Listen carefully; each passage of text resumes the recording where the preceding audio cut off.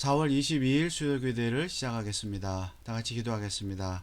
사랑의 하나님, 은혜를 감사합니다. 지난 주일 이후 3일 동안 주님의 백성들을 은혜 가운데 지켜주시고 수요 기도에 동참하게 하시니 감사를 드립니다. 이 시간에 우리 모든 성도들이 한 마음으로 기도에 동참하여 하나님의 말씀을 듣고 또 기도하고 찬송하고 응답받는 복된 시간이 되게 하여 주시옵소서. 모든 시간을 하나님의 손에 부탁을 드리오며 거룩하신 예수 그리스도의 이름으로 기도하옵나이다. 아멘. 여러분, 지난 주일 후 3일 동안 평안하셨습니까? 오늘은 하이델베르크 요리문답 37에서 39문, 이것이 이제 15주일인데요. 37, 38문을 함께 공부하도록 하겠습니다. 자, 우리는 하이델베르크 요리문답 중에서 사도신경의 내용들을 지금 공부하고 있습니다. 왜냐하면 이것이 구원에 대한 진리를, 성경의 진리를 그대로 요약하고 있기 때문입니다. 그래서 우리가 성부 하나님에 대한 부분을 공부했고요. 지금은 크게 두 번째 내용인 예수 그리스도에 대해서 지금 공부를 하고 있는데, 오늘은 그 중에서 네 번째, 본디오 빌라도 아래에서 고난을 받으사 십자가에 못 박히시고 죽으시고 장사되셨고, 여기까지를 한번 함께 공부하도록 하겠습니다. 자, 15주일 제 37문입니다. 고난을 받으사라는 말로 당신은 무엇을 고백합니까? 우리가 사도신경을 통해서 고난을 받으셨다. 지금 조금 전에 살펴보았죠. 우리가 예수님은 고난을 받으셨습니다 라는 고백을 할 때 그 고백은 어떤 의미가 있습니까? 무엇을 고백하는 것입니까? 대답은 이렇습니다. 그리스도는 이 세상에 사셨던 모든 기간에, 특히 생의 마지막 시기에 모든 인류의 죄에 대한 하나님의 진노를 자신의 몸과 영혼에 짊어지었습니다. 자, 예수님께서 고난을 받으셨다고 할 때 우선 우리가 기억해야 할 것은 그 고난의 기간이 모든 기간이다. 이 세상에 사셨던 모든 기간이다. 즉, 우리는 예수님의 고난을 생각하면 마지막 한 주간 동안, 십자가에 죽으시기 전에 한 주간, 혹은 십자가의 그 죽음, 고난과 죽음, 장사 지내신 바 된 그 사건만을 생각할 수가 있습니다. 물론 그것도 예수님의 고난이죠. 그러나 우리가 생각해야 할 것은 이 세상에 사셨던 모든 기간에 예수님은 고난을 받으셨다는 것입니다.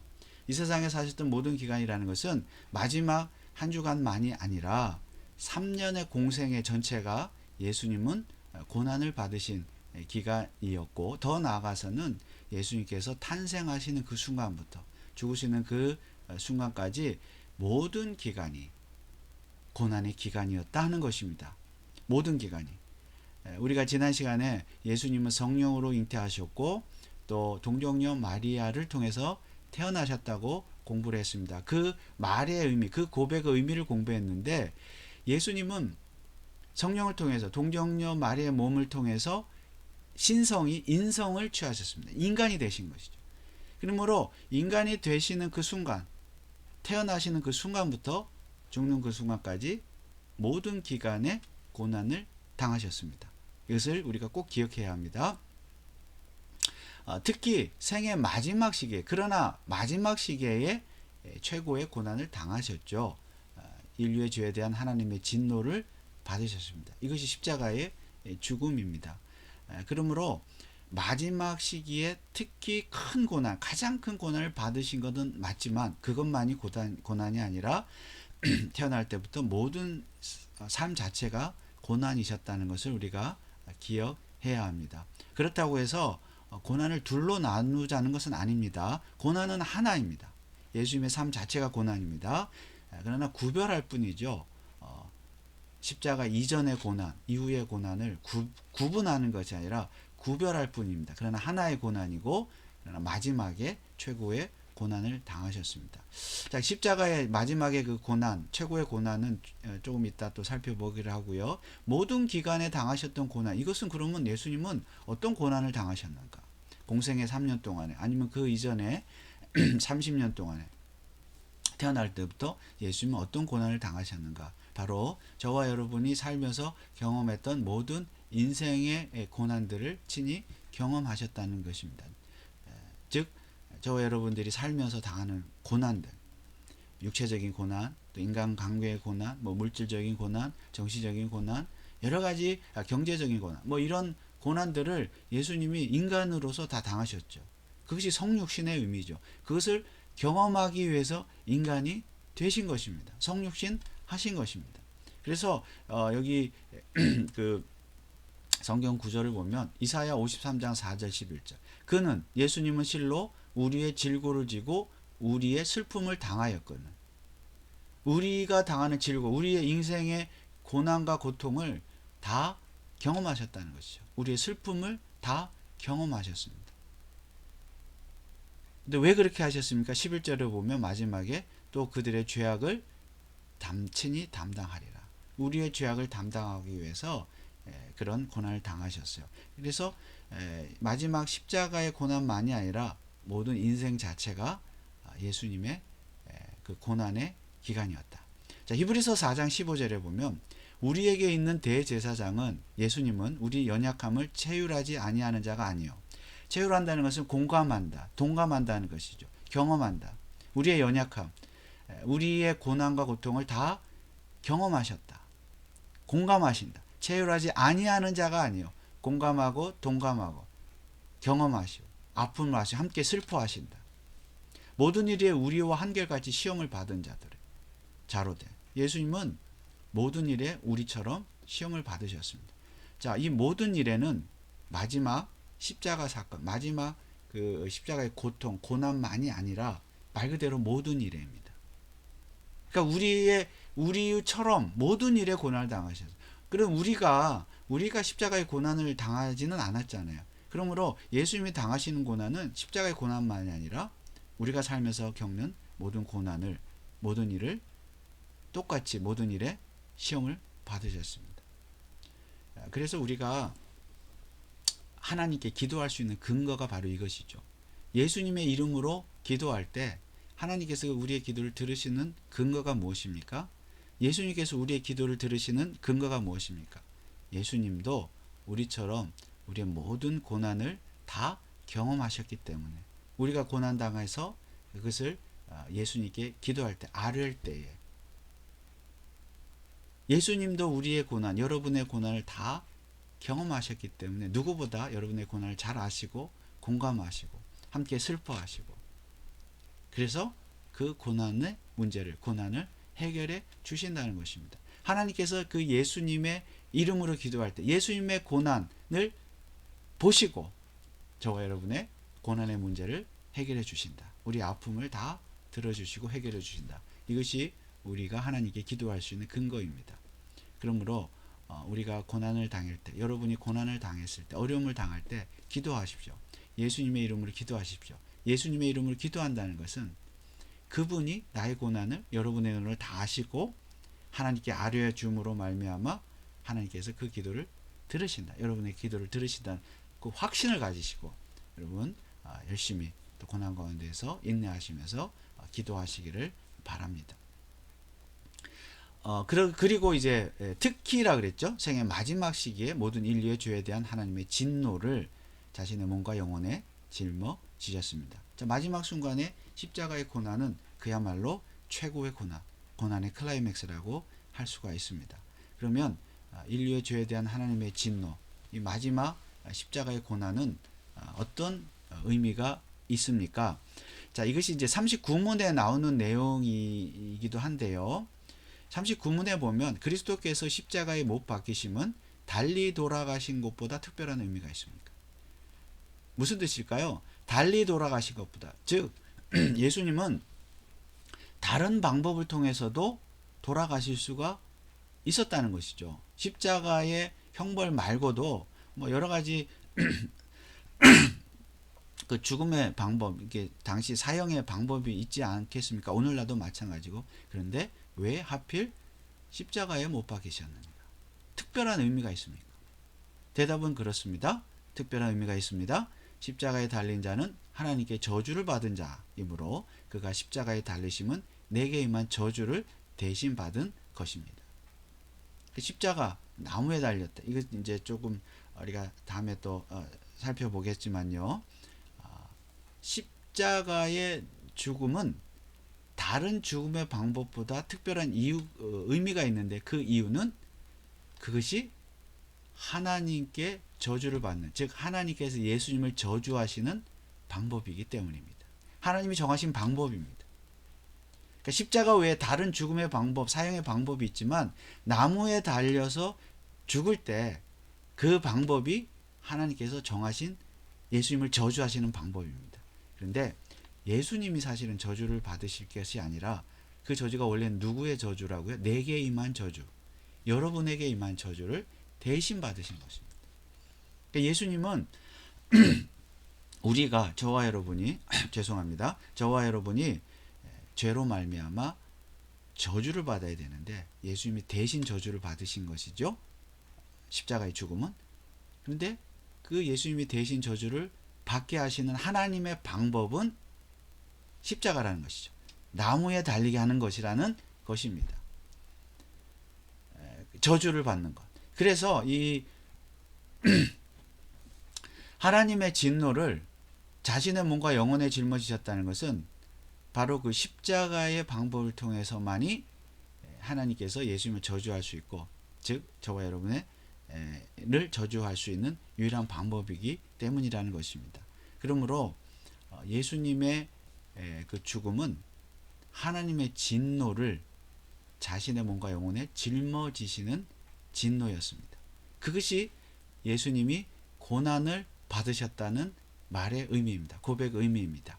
예수님은 하나님의 진노, 저와 여러분이 당해야 될 하나님의 진노, 심판을 자신의 몸과 영혼에 짊어지셨습니다. 자, 여기서 우리가 한 가지 기억해야 할 것은, 우리가 예수님의 고난을 생각할 때, 자, 예수님의 고난이 얼마나 클까? 자, 예수님의 고난의 크기는 얼마나 될까요? 어느 정도 예수님은 십자가에서 고통을 당하셨을까요?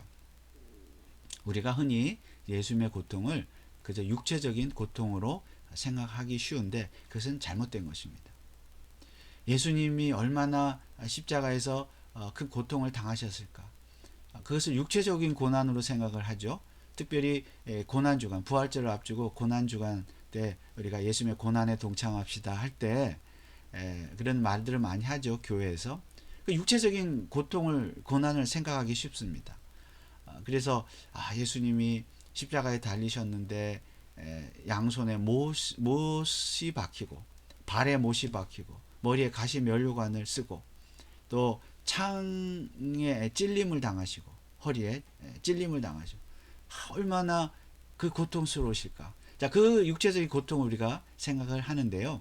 물론 예수님이 육체적으로 고통을 당하셨지만 십자가의 고통의 크기라는 것은 그런 육체적인 고통으로 표현할 수가 없는 것이죠. 만약 육체적인 고통으로만 생각한다면 아까 39문에서 또 질문했듯이 십자가 외에, 나무에 달리는 것 외에 다른 방법으로 죽음을 당할 때 더 큰 고통을 당할 수도 있다는 것이죠. 다른 사형의 방법도 많지 않겠습니까? 오늘날도 그렇고 당시에도 그렇고 더 고통스러운 방법은 더 많이 있을 것입니다. 그리고 육체적인 고통만 생각한다면 예수님이 당하신 고통보다 더 큰 고통을 당하면서 죽은 사람들이 이 세상에 얼마든지 많을 수 있습니다. 그렇지 않겠습니까?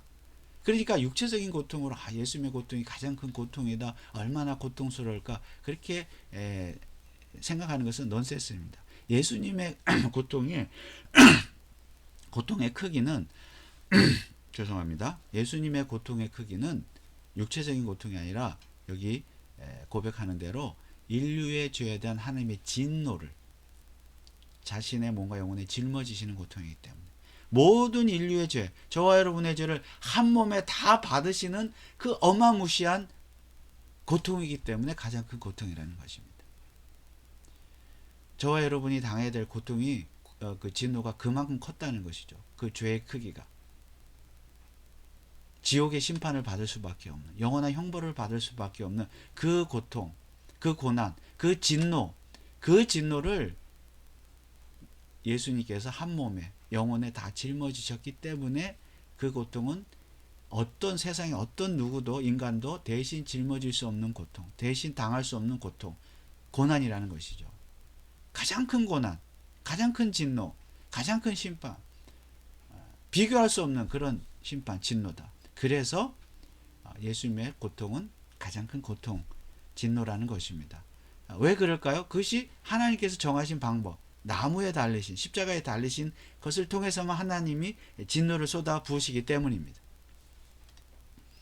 그래서 성경 구절을 보면요, 마태복음 27장 46절에 우리가 잘 아는 말씀, 엘리 엘리 라마 사박다니, 어찌하여 하나님 나를 버리셨나이까. 예수님께서 고통을 당하셔서 하나님 어떻게 나를 이렇게 버리셨습니까? 십자가에서 외치셨죠. 고통스러워하셨죠. 이것은 단지 하나님 아버지, 제가 너무 아파요. 손과 발이, 머리가, 허리가 너무 아파요. 육체적인 고통이 너무 커요.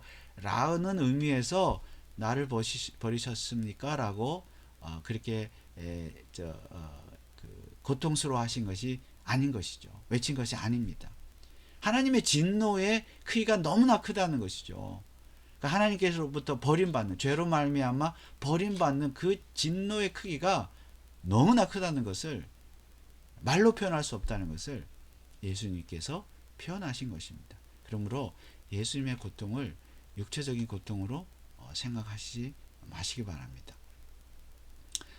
고난주간이 되고 부활절을 앞두면 이렇게 퍼포먼스를 하잖아요. 사람들이 십자가에 못 박히기도 하고, 또 못 박힌 그 사람을, 십자가를 이렇게 끌고 가면서 거리에서 이렇게 재연을 하기도 하고, 그렇다고 해서 예수님의 고난을 우리가 경험할 수 있는 것은 아닙니다. 또 뭐 우리 금식을 하자, 금식하는 건 의미가 있지만은, 금식을 해서 내가 배고파서 당하는 고통으로 예수님의 그런 고통을 느낄 수 있다, 그런 차원의 고통과 고난이 아니라는 것이죠. 그러므로 우리가 예수님의 고난에 대해서, 십자가에 대해서 바르게 이해해야 할 것입니다. 이것을 바르게 이해해야 우리의 죄가 얼마나 크고 우리가 당해야 할 하나님의 진노가 얼마나 크다는 것을 알 수 있고, 그런데 예수님께서 대신 그 고난을 당하셨기 때문에, 진노를 당하셨기 때문에 그 십자가의 은혜가 얼마나 큰가 하는 것을 우리가 깨달을 수 있는 것입니다. 하나님의 은혜를 알 수 있는 것이죠. 또 여기 보면 그분은 유일한 화목제물로 고난을 당하셨습니다. 하나님의 그 진노를 당해서 우리는 하나님으로부터 단절되었지만, 예수님께서 하나님의 진노를 당하심으로 우리가 다시 하나님께 나아갈 수 있게 되었다는 것이죠. 우리의 몸과 영혼을 영원한 저주로부터 구원하셨고, 우리를 위해 하나님의 은혜와 의와 영원한 생명을 얻으셨습니다. 우리를 대신하여 저주를 받으심으로 우리를 위해 다시 하나님의 은혜와 의와 영원한 생명을 얻으셨고, 그것을 우리에게 예수님이 주셨죠. 전가해 주셨죠. 성경 구절을 좀 몇 군데 보도록 하겠습니다. 여기 베드로전서 2장 24절, 친히 나무에 달려 그 몸으로 우리 죄를 담당하셨다. 저가 채찍에 맞음으로 너희는 나음을 얻었다. 나무에 달렸다, 십자가에 달렸다는 것은 이처럼 우리 대신 하나님의 저주를, 진노를 받으셨다는 것이죠. 고린도후서 5장 18절, 모든 것이 하나님께로 났나니 저가 그리스도로 말미암아 우리를 자기와 화목하게 하시고 또 우리에게 화목하게 하는 직책을 주셨으니. 자, 이것은 앞서 우리를 화목하게 하셨다 그랬죠. 화목 제물로 고난을 당하셨다 그랬습니다. 이것은 오늘의 결론이기도 한데요, 예수님께서 화목 제물이 되셨는데, 그래서 우리 주님은 우리에게도 이렇게 말씀하시죠. 내가 너희를 위해서 화목 제물이 되었으므로 너희도, 저와 여러분이죠, 예수님을 믿음으로 하나님과 화목하게 된 우리도 화목하게 하는 직분을 감당하라. 우리에게 화목해 하는 직분을 주셨습니다.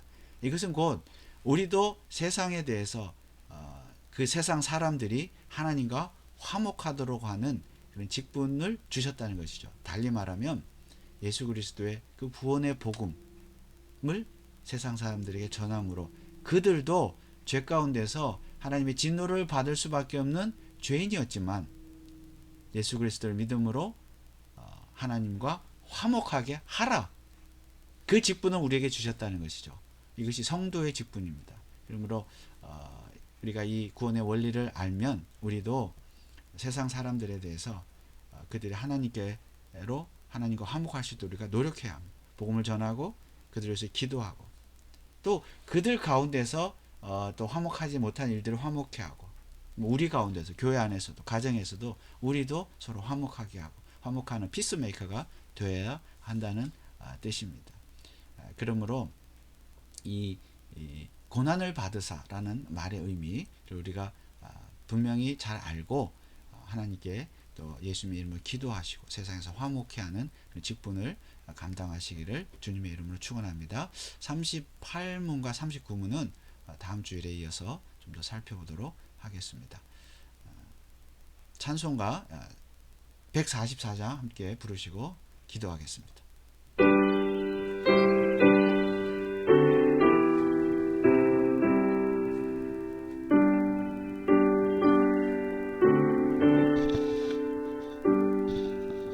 예수 나를 위하여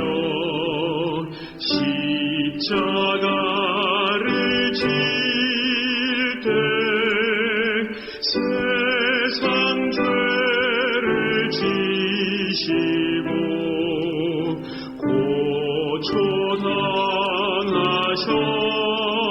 고초당하셨네. 예수님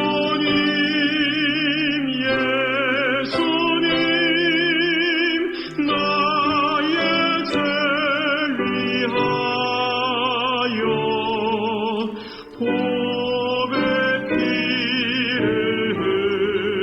흘리니 죄인 받으소서.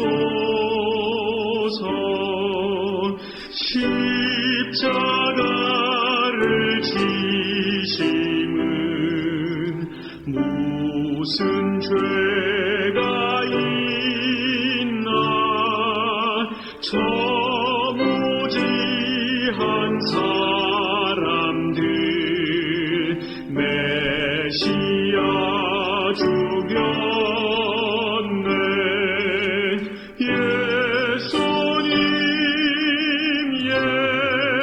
예수님 나의 죄 위하여 보배 피를 흘리니 죄인 받으소서.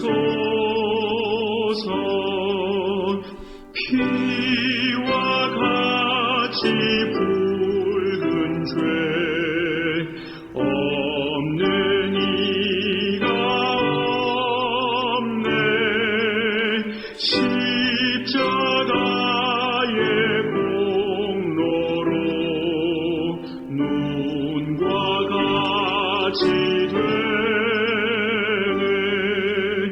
예수님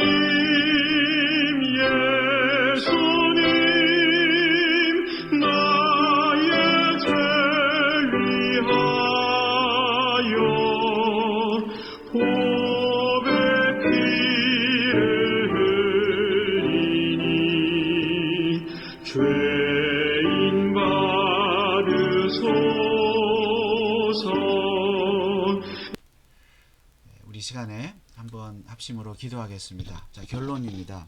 자, 예수님이 첫 번째 우리가 받아야 할 하나님의 진노를 십자가에서 대신 받으셨습니다. 그리고 우리는 세상을 향하여 하나님과 이미 화목하게 되었으므로 화목의 직책을 감당해야 하겠습니다.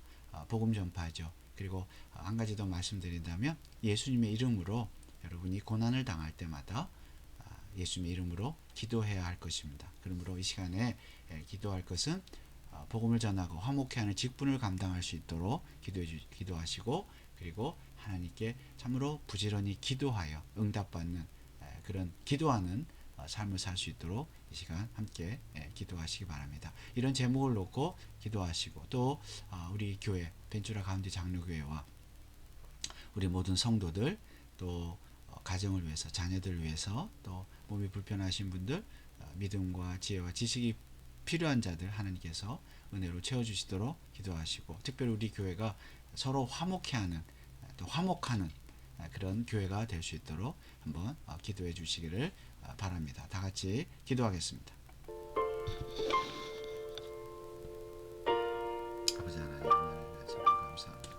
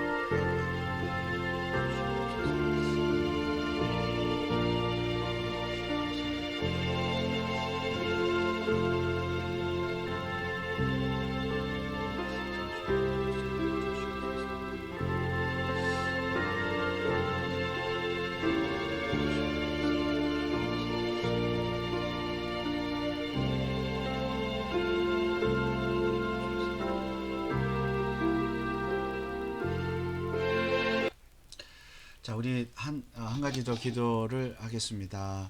우리 이 미국과 우리 조국 대한민국을 위해서 또 미국의 지도자들과 우리 캘리포니아를 위해서 여러분이 살고 있는 시와 카운티의 지도자들, 정치인들, 또 교육자들, 이들이 하나님을 경외하고 두려워하며 기독교적인 가치관으로, 성경적인 가치관으로 나라를 다스릴 수 있도록, 학교에 공교육이 회복되고 성경적인 가치관으로 교육할 수 있도록, 우리 자녀들이 믿음으로 잘할 수 있도록 우리 꼭 기도해 주시고, 우리 교회 자녀들, 여러분의 자녀들을 위해서 기도해 주시기 바라고요.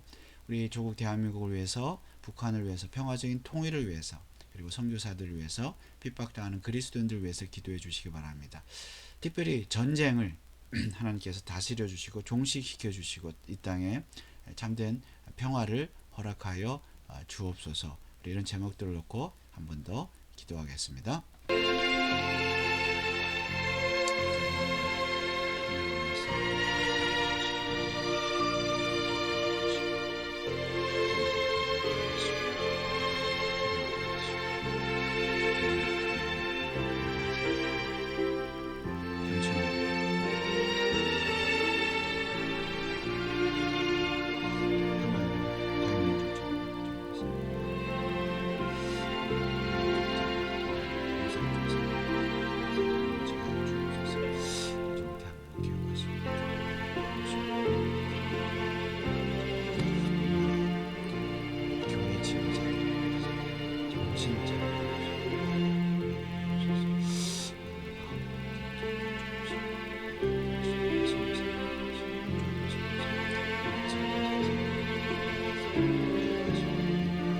주시옵소서.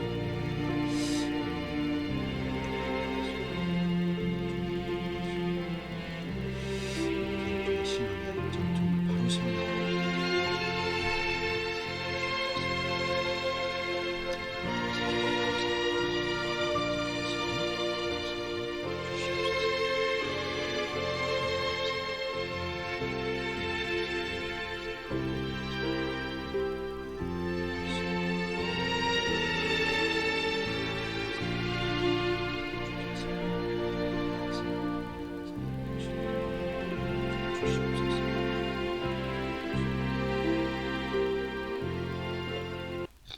하나님 아버지, 예수님께서 고난을 당하셨습니다. 우리를 위해서 고난을 당하시고 또 마지막에 온 인류의 우리의 진노를 하나님께서 대신 짊어지셨습니다. 그로 인하여 우리가 구원함을 받고 하나님과 화목하게 하시니 감사를 드립니다. 이제 우리가 이 예수 그리스도의 그 십자가의 의미를 깨닫고 우리도 세상에서 화목해 하는 직분을 감당하는 우리 자신과 또 우리 교회가 되게 하여 주시옵소서. 특별히 성도들이 세상에서 고난을 당할 때에 예수 그리스도의 이름을 통해서, 이름으로 하나님 앞에 기도하게 하시고 응답받는 복된 인생들이 다 되게 하여 주옵소서. 미국과 한국과 북한과 세계 열방을 기억하시고 또 전쟁과 또 질병을 종식시켜 주시고 하나님의 나라를 허락하여 주시옵소서. 모든 영광을 하나님께 돌려드리오며 거룩하신 예수 그리스도 이름으로 기도하옵나이다. 아멘. 하늘에 계신 우리 아버지여, 이름이 거룩히 여김을 받으시오며 나라의 임하옵시며 뜻이 하늘에서 이룬 것 같이 땅에서도 이루어지이다. 오늘날 우리에게 일용할 양식을 주옵시고 우리가 우리에게 죄 지은 자를 사하여 준 것 같이 우리 죄를 사하여 주옵시고 우리를 시험에 들게 하지 마옵시고 다만 악에서 구하옵소서. 대개 나라와 권세와 영광이 아버지께 영원히 있사옵나이다. 아멘. 여러분 기도에 동참해 주셔서 감사합니다. 한 주간 동안 평안하시고 또 고난 가운데서 승리하시기 바랍니다. 다음 주일에 뵙겠습니다. 감사합니다.